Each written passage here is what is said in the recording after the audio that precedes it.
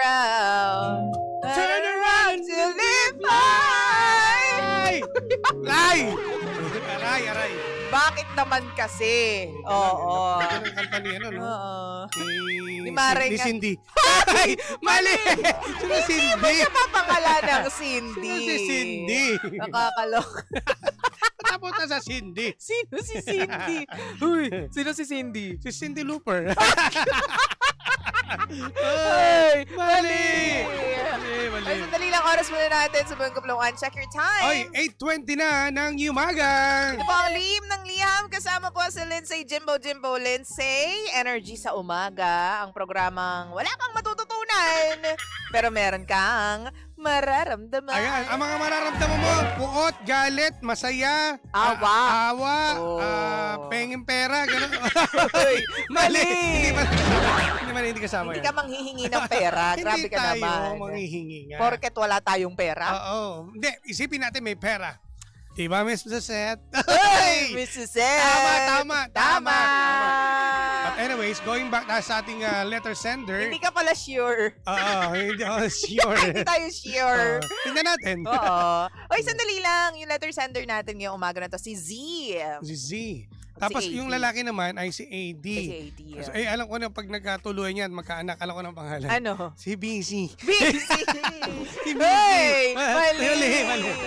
Nakakaloka ha, partner. Oo. Naku, nangyayari talaga to sa totoong Ay, life. Totoo, no? Talaga Yung- naman. Hindi ko rin maintindihan kung bakit may mga harsh na tao, no, na parang ang dating lang sa akin, sorry ha, na kapag dalawa na yung anak, tapos single mom, bagahe, merong extra bagahe talaga. Alam mo, hindi masisisi talaga eh. Well, kahit hindi dalawa, kahit isa nga lang eh. Bagahe No? na agad. May mga talagang hindi maiwasan ng mga magulang ng lalaki o ng sino man na argabyado. Hindi naman yung partner na Oo. magiging against talaga dahil lalo na sa mga kalalakihan, sasabihin ng nanay o ng tatay o magulang nila na kukuha ka lang ng mga kapareho, mga partner, doon pa sa may sabit. Yun ang term yun yung eh, term may sabit. May sabit. Oo. Oo, yun yung kadalasan talaga. Well, hindi maalis talaga sa magulang yan. Magulang eh. Hoy! Mali! Kumbaga parang package daw, yung lagi ko naririnig. Package deal yan. Yes, totoo diba? naman, totoo naman. Totoo naman. At hindi naman talaga biro. Alam mo, dito sa letter sender natin dito, medyo kakampi ako dito. Kasi, Sa, kay Z? Kay Z, oo. Oo. Kasi talaga namang, talagang ma-hurt siya, masasaktan siya. Oo naman. Sa mga nakikita at naririnig niya. Partner kahit sino. Lalo na dun sa, syempre, magulang at kamag-anak ng kanyang partner o kanyang jowa. Pero kasi, ako, although kumbaga, gets ko yung feeling ni Z. Pero gets ko rin kasi yung feeling ng pamilya. Siguro kasi tinatry lang nila maging protective doon sa anak nila. Totoo Minsan naman. kasi may mga tao na hindi nakaka-move on doon sa imahe ng kanilang mga anak bilang bata. Oo, tsaka Diba? lahat naman, mapababae, mapalalaki, lahat yan, ganyan din. May masasabi. Masasabi, diba? Ang mga magulang. Syempre naman, sino ba naman ng magulang na kukuha ka lang yung anak mo ng jowa, doon pa sa may sabit. Oy, grabe naman. Yun ang nagiging... Wala namang masama doon. Oo, yun ang hindi naintindihan. Dahil naintindihan naman natin dahil ng mga magulang, mga old-fashioned. Ngayong generation kasi parte, wala na eh. Hindi na natin inisip kung may anak man yan, o ano man pinagdaanan niya sa buhay. Basta bahala na anak ko. Pinili mo yan, panindigan mo. Diba? Ganun yan. Sana ganun. Ganon. Pero kasi hindi natin maiiwasan. May mga magulang talaga na. Yun nga, tulad ng sinabi ko kanina, Kontrabida, partner. no? Hoy! Hindi nila maalis yung idea, yung perception nila sa anak nila naman. bilang mga bata. At sobrang protective nila to the point na, teka lang, hayaan mo magdesisyon yung bata. Well, naiintindihan ko rin kasi kapag mali yung desisyon ng tao, ng anak mo, matik kasi partner rekta sa magulang din yan eh. Alam mo, sa totoo lang, ang mga magulang talaga nandiyan na to guide them. Parang, di ba, may guidance, kailangan magulang eh. Syempre. Pero sa mga desisyon, at nasa tamang edad naman yung lalaki, 29? 29, dapat niya, may anak na yan eh. Hoy! Mali!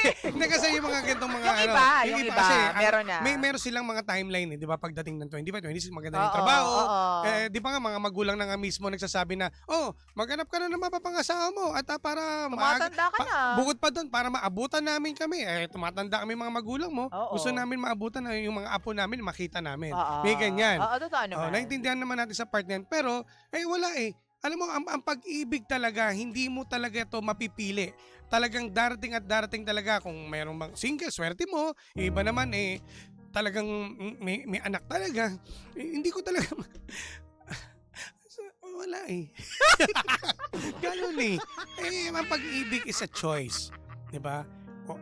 Pag naramdaman mo yan, against all odds ka eh. Kaya nga, diba? Magmahal ka. Dapat respetuhin ng magulang mo yan. Nagmahal ka eh. Hindi mo naman naasawahin yung magulang. O hindi mo naman... Ang papakisamahan mo dito, yung taong mahal mo. Hindi yung taong kontrabida sa buhay mo. Kaya sana, Z, bigyan mo ng pera yung magulang niya. Ano ba yun? Kaya kung Bakit di ka ganon? gugustuhin niya. Oo. Hindi, charot lang. Pero ito seryoso. Sa ganitong sitwasyon, kaya mo yan, girl. Kaya mo yan, Z, no? At nakita ko naman na itong partner niya ay talaga namang mahal na mahal siya kasi handa niyang gawin ang lahat para magustuhan siya ng magulang niya. True. Alam mo, nakakalungkot lang, no? Kapag talaga single mom ka or single parent ka, mas mahirap mahalin yan, partner. Kasi meron silang daladalang trauma na kusa nila or solo nilang inaayos, di ba? They are trying to treat themselves alone. Totoo. Kasi yung iba natatakot na magkaroon ng partner ulit, natatakot na pumasok sa panibagong relasyon. Kaya kinakaya nila lahat. Mag-provide para sa mga anak and at the same time heal themselves. Yes, sila tumatayong bilang ina at tatay ng kanilang anak. Diba? So kapag nagmahal ka talaga ng solo parent, dapat with proper care with all caution, diba? Maging cautious ka dapat Package deal. Lahat. Package Pag hindi deal. lang yung nanay, yung jowa mo mamahali mo. Ultimo pati bata. 'Di ba? At hindi rin naman I guess kasalanan ng iba kung ba't naging solo sila. Diba? There must be a reason. Nagmahal lang sila. A good judgment kung bakit sila kung bakit sila solo, 'di ba? Yes. Kung bibigyan sila ng choice, syempre gugustuhin ba nila na mapahiwalay dun sa ama, 'di ba, ng kanilang anak? Ama naman. Syempre hindi naman. So malamang merong justifiable reason kung bakit sila nakipaghiwalay at hindi nila gusto dahil mahirap at malungkot ang mag-isa, partner. Correct. Ang importante lang dito, 'di ba? Kung ikaw ay magmamahal ng single mom or ng single dad, make sure na open ka sa lahat. Like for example, syempre yung magulang, yung partner niya, yung tatay o nanay diyan, dapat open ka diyan. Syempre magbibigay ng sustento. True. Normal 'yan na hindi ka dapat magselos kasi dapat yan respetuhin mo. Anak nila 'yan eh. Talagang magkakaroon pa rin sila ng link or communication. Yung nanay o tatay ng anak nila, 'di ba? But may Yun border. Yung dapat mong tanggapin una sa lahat, Yes. no? At may border naman, yung hindi porket may communication, yung sila pa rin. Ibig sabihin, hindi, para doon sa bata, alang-alang sa bata. At hindi naman ikaw, 'di ba, ang bait niya ni Z, na hindi naman niya obliga na father figure itong jowa niya hindi at naman. lahat ng obligasyon ay pupunan nitong bagong jowa na si Si AD. Si AD. Si AD. Yun ang inaano ko. Kaya nga sabi ko, etong anong tanong neto ni Z? Hanggang kailan daw ba? Tatagal daw ba? May igugulo pa raw ba yung sitwasyon? Tatagal yan. Basta lumipat lang kayo kasi kontrabida magulang minsan. Hoy! Grabe ka naman. Ako sa tingin ko naman, kung gugustuhin ninyo at pipiliin ninyo ang isa't isa through the ups and downs, 'di ba? At maging mahirap man o madali ang sitwasyon, pipiliin ninyo ang isa't isa. Definitely tatagal kayo. Kahit saan namang relasyon, partner Yes. At alam mo, feeling ko hindi mo dapat iniisip yung may igugulo pa ba itong relasyon na hindi. ito. Dapat hindi yun. Although, Kumbaga may trauma na kasi siya. Oo, Kaya yun. hindi maiwasan eh. Totoo. So, hindi maiwasan na may mga ganyan May negative maisip. na pumasok sa isip niya. Kasi partner yan yung problema kapag Totoo. solo parent ka or hiwalay ka talaga. Kumbaga parang ang iisipin mo is yung pinaka-negative na sa lahat. Para just in case this happens, ready na Ready ako. ka, oo. Yun ang masakit. So, dapat totoo. ang iniisip mo yung magiging happy kami, mag-enjoy kami kasi finally nakahanap na ako ng partner. Bilang may trauma kang naiisip mo is ano pa kayang susunod na gulo? Ayun. Dapat ang gagawa na action dito, yung lalaki. Dahil lalo na ngayon, 'di ba, nakakaramdam pa rin yan. Hindi pa rin naka-move on yan. May trauma pa rin tong si Z. Kaya ang pinaka-the best sa gawin nito ng kanyang boyfriend na talagang iparamdam niya sa babae na talagang mahal na mahal niya kay si at ipaglaban niya sa magulang niya at ipagtanggol. 'Di ba? Kasi syempre matapang din yung lalaki. may mga sasabi talagang magulang. Pero kung talagang mahal mo isang tao, 'di ba? Mahal na mahal mo, ipaglalaban mo. 'Di ba? Kapag may katwiran, ipaglaban mo. Uy!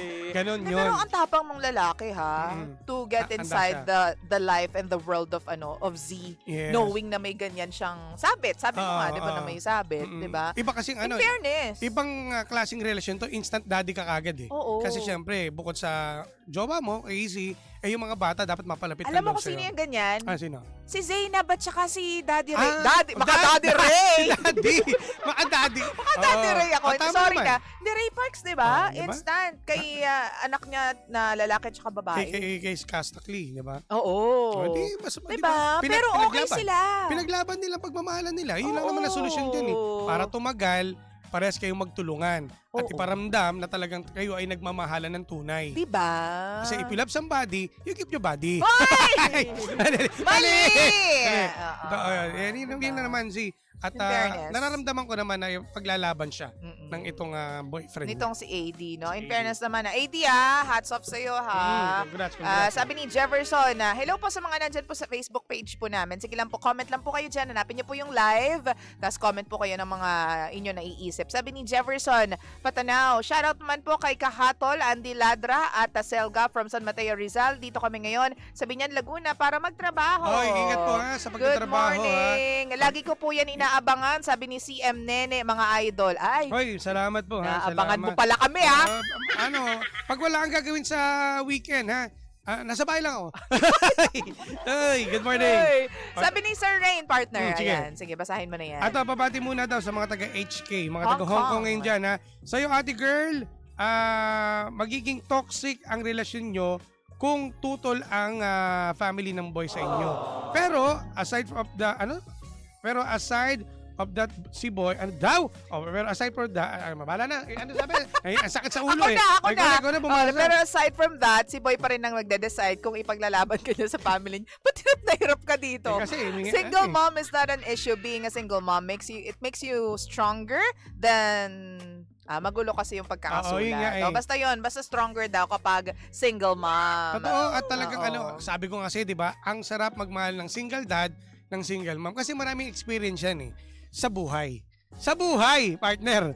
Lahat yan ay talagang kinaya nila, lahat ng mga pagsubok. Di ba, hindi sila nagpatinag. Ganon.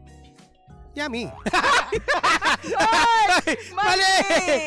Sabi naman ni Arch, my friend, hindi maiiwasan ng mga judgmental na tao sa paligid. Bagamat totoo ang sabi ng nanay ng jowa mo about having baggage, lahat tayo may bagaheng daladala of some sort. Anumang bahagi o bagahe na dala nyo ay magkasama nyong haharapin yan. You just both need to be committed to each other kahit madaming hater sa kapaligiran. Tama. Ito, sabi ni Christina, sabi niya, sa letter sender, mas lalo mong ipakita sa family ng BF mo na kaya mong buhayin mga anak mo. Sa edad ng lalaki, choice na niya kung sino ang gusto niyang makakasama. True. Diba? Ano pa sabi dito? Hello naman kay Wendy Celerian. Lagi po ako nakikinig. Pabati naman po. Sabi din niya, dapat mahalin din ang mga anak. Sabi ni Ate Sandra Mayoka, morning po DJ Jimbo and DJ Lindsay. Good morning! Mga pangga, yung mga ating textmate, pwede kayo mag-text po sa amin para yung anong komento ninyo para mabasa rin namin yan. I-text mo kami, ito yung number, 0945-367-8792. 8792. Yan Sa lahat po ng mga nasa radyo, sige lang po tuloy-tuloy pa rin po ang ating sound tripping. Sa lahat naman po ng mga nasa Facebook and TikTok, doon naman po magtutuloy-tuloy ang ating kwentuhan. At for the meantime, eto na, susunod na si Sheena! At syempre naman, nakasama niyo po nag-iisang girlfriend mo sa radio. My name is Lindsay. At ang inyong Jimbo Labog, ang boses ng Pinas. Diba? At taga Bulabog, ako po si Jimbo. At syempre naman, tayo friend po ang number 106.7 Energy FM. Panggawang sabing radyo. Sabihin mo! Energy! DJ Lindsay at DJ Jimbo. Energies